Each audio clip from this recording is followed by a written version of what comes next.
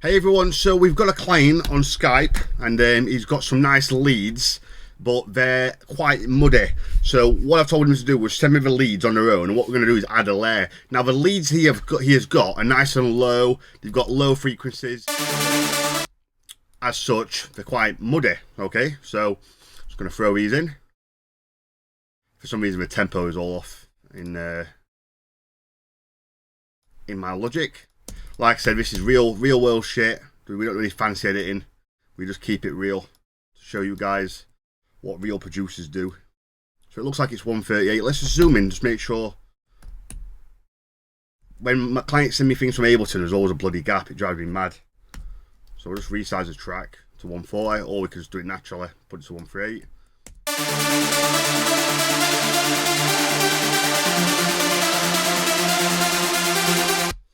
You might be saying to me, Adam, they don't sound muddy. Well, I get what you're saying, but in the grand scheme of things, hitting the mix down with the kick, the sub, the mids, the percussion, the atmosphere, all things like that, they're getting lost. You can see we've got lots of nice low mid frequencies.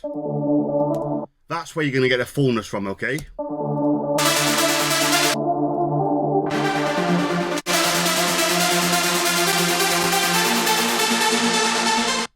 I'm just going to take away some of the highs for now because we're going to put in a layer.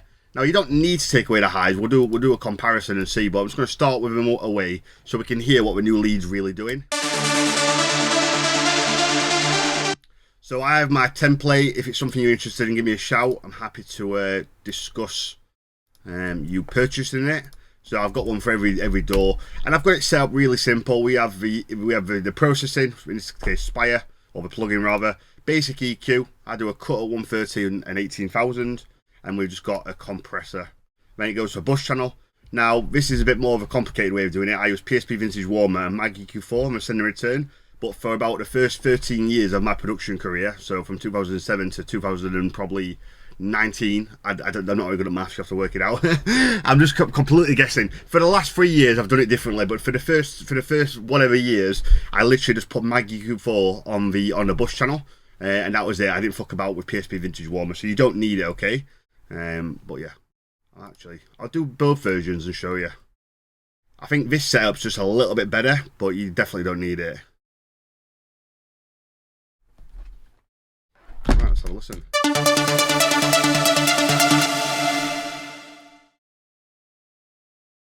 We're not going to need as many lows because the other lead carries that. Now you don't need to do this. I used to do like 130, 140, 150 and kind of stagger each lead. You don't need to do that, but you know, I'm just going to take away a little bit. We don't want that low end to be messy. It's more like using your ears than anything else, but I might end up putting that back.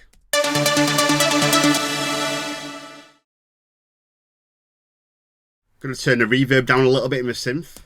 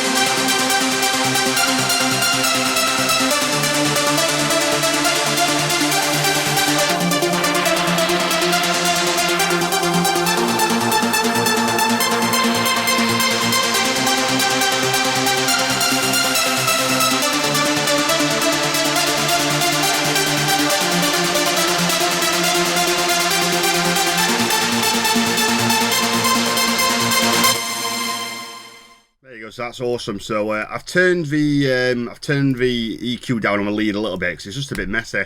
And what I've done is I've let this lead kind of add the super saw sound. I like to build things up in layers, so I start with a nice kind of plucky sound and then add something else and then put a super saw kind of last. So I don't know how a client's done it in that sense, but yeah, you can hear a massive difference obviously if we just play the first 4 bars without my lead. And all that's on the lead is literally a bit of compression, Not much, just literally just about -3 decibels of gain reduction. We'll just to reduce the dynamics slightly, and yeah.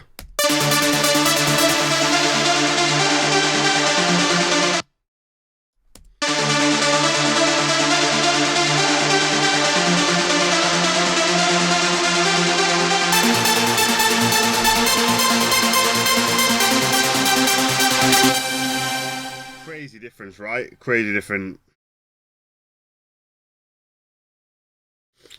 So let's have a quick look at just quickly doing it with Maggie Q4. So if you're thinking, oh god, I ain't got all this stuff, again, this is how I used to do it years ago.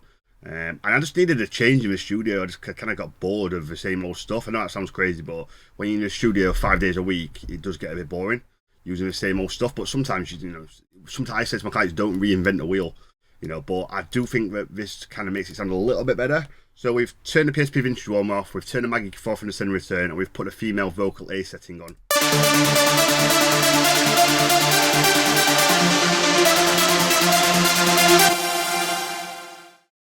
It's kind of hard to tell, really. I need to do an A and B.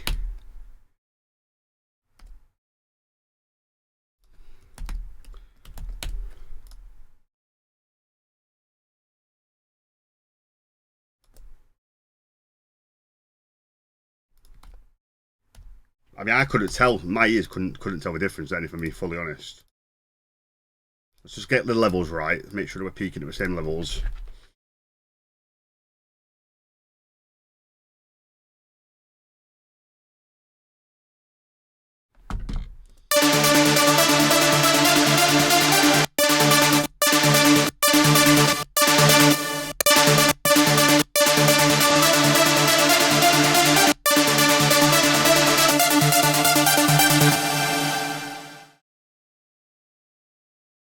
So it's peaking about minus, oh gosh, changed.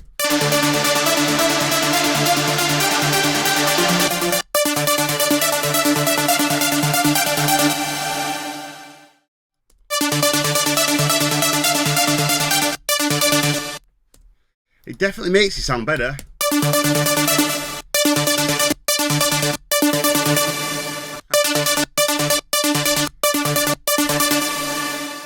If you can't hear a difference and you're respectfully, your ears are just not as developed as mine are. I've been producing since 2013 now, but it's just a bit of a warmer sound. It's so subtle, but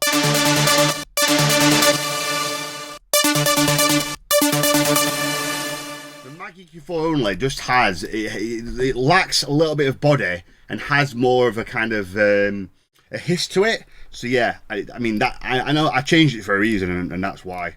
So yeah. Good to know though, right? So if you can get my, you know, PSP Vintage Warmer. Oh no, I just deleted it. Oh, that sucks. Anyway, there you go. Real life production shit.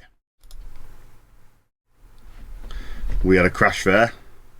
Like I said, I'm not going to edit it out because I want to show you that it's not perfect. I've got a really good computer. You know, I'm a professional producer and I still have problems, and I think it's important not to kind of sell these fairy tales. I used to think that everyone was perfect and no one had issues. Why is it just me?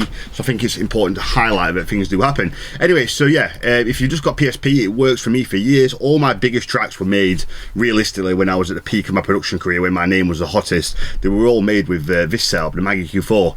But yeah, if you can afford it, go and grab yourself PSP Vintage Warmer. And I just use mixed lead first aid 1 on the master, and on the send and return I have the Maggie Q4. However, I do have a different setting on the Maggie Q4. So if you're going to use this setup, drop me an email, tutorials@animalistdj.com, and I'll send you over the settings. But yeah, massive difference. Hope this helped, guys. And yeah, if you any questions, if you want information about my one-to-one lessons, drop me an email. Again, tutorials@animalistdj.com. We've helped, well, thousands of people over the last, I've been doing it 10 years now, literally thousands of people, which is amazing to see, really.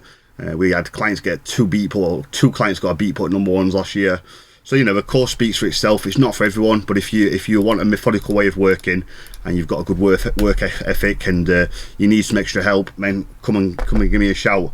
Just remember, you don't need lessons. I never had lessons. It's not something that I try and say you do need. It's important to realise that they're not for everyone. If some people just don't take to my way of learning.